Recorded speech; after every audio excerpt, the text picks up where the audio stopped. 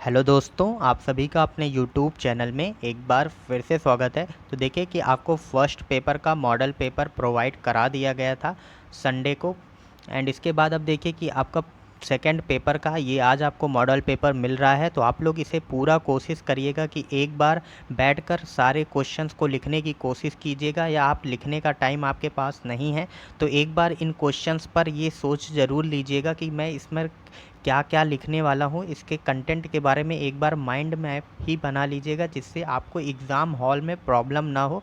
तभी ये आपके लिए बेनिफिशियल होगा, अदरवाइज़ आपके लिए इसका कोई मतलब नहीं निकलेगा मॉडल पेपर का। तो आप सभी लोग फर्स्ट पेपर का भी मॉडल पेपर देख सकते हैं। एंड अब ये सेकंड पेपर का है पाठ्यक्रम का सैद्धांतिक आधार।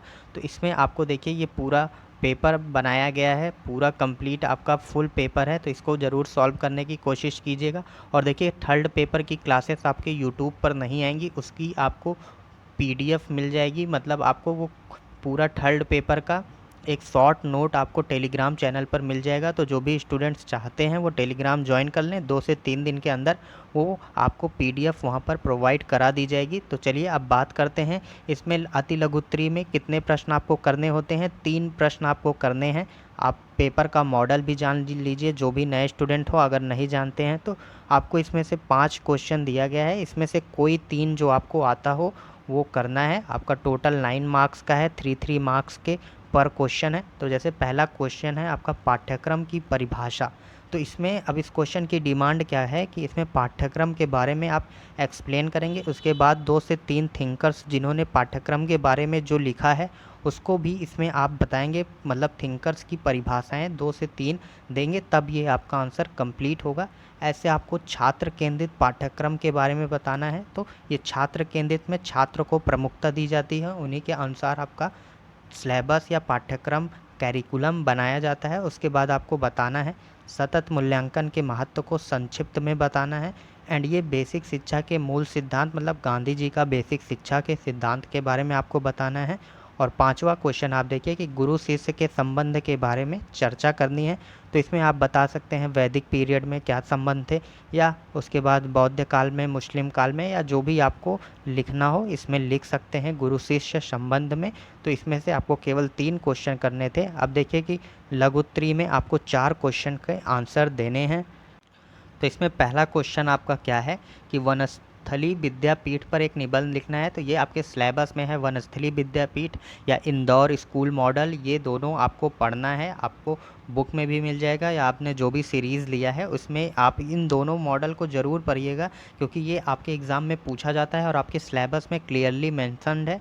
तो ये देख लीजिएगा। एंड दूसरा है आपका शैक्षिक एवं व्यावसायिक क्षेत्र में नूतन आयाम, मतलब जो नए डायमेंशंस हैं उसमें विद्यालयी पाठ्यक्रम में क्रांति ला दी है। इस कथन को आपको स्पष्ट करना है। उसके बाद आपको बताना है कि पाठ्य पुस्तक किसे कहते हैं, मतलब जो आपकी टेक्स्ट बुक होती है उसको कि क्या कह, मतलब वो क्या है, एंड उसके बारे में बताना है। उसके बाद अच्छी पाठ्य पुस्तक की क्या क्या गुण होते हैं, तो ये बताना है। उसके बाद आप देखिए कि चौथा क्वेश्चन क्या है, एनसीएफ मतलब नेशनल कैरिकुलम फ्रेमवर्क 2005 में जो आया था उस पर एक आपको लेख लिखना है, मतलब चर्चा करनी है उसके बारे में।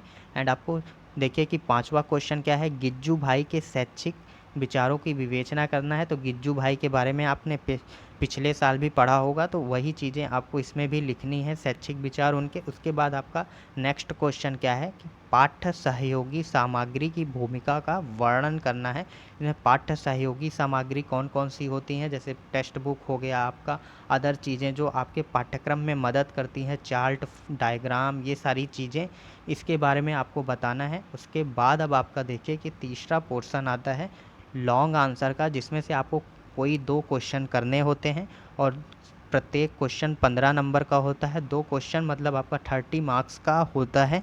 तो लॉन्ग में आपका देखिए कि फर्स्ट क्वेश्चन पूछा गया है कि पाठ्यक्रम की अवधारणा से आप क्या समझते हैं। तो इस अवधारणा में आप पूरा लिखेंगे कि पाठ्यक्रम का कॉन्सेप्ट क्या है, उसके बाद पाठ्यक्रम की परिभाषाएं क्या क्या दी गई हैं, इन सब पर डिटेल से आपको लिखना है। उसके बाद इसकी प्रकृति बतानी है कि मतलब पाठ्यक्रम की प्रकृति क्या है, और उसके बाद उसकी विशेषताओं का वर्णन करना है। तो लॉन्ग है, इसको 3 से 4 पेजेस में आपको लिखने हैं। आराम से लिखकर प्रैक्टिस कीजिएगा। उसके बाद आपका देखिए कि दूसरा क्वेश्चन क्या है कि प्रशासनिक प्रतिमान क्या है, और इस मॉडल एवं इसकी विशेषताओं का विस्तृत वर्णन कीजिए। उसके बाद आपका नेक्स्ट क्वेश्चन आ जाता है कि पाठ्यक्रम निर्माण के सिद्धांतों का विस्तार से आपको वर्णन करना है कि मतलब कैरिकुलम के निर्माण में किन सिद्धांतों का पालन किया जाता है, इस पर आपको बताना है। एंड इसके बाद आपका ये लास्ट क्वेश्चन आपका है रचनात्मक मूल्यांकन एवं योगात्मक मूल्यांकन का वर्णन करना है। मतलब फॉर्मेटिव इवैल्यूएशन या समेटिव इवैल्यूएशन के बारे में आपको आराम से चर्चा करनी है। इसमें लॉन्ग आंसर में है तो इसमें दोनों के बारे में डिटेल से आपको लिखना होगा। तो इस 4 क्वेश्चन में आपको केवल 2 कोई करने हैं, जो आपको आते हों वही करना है।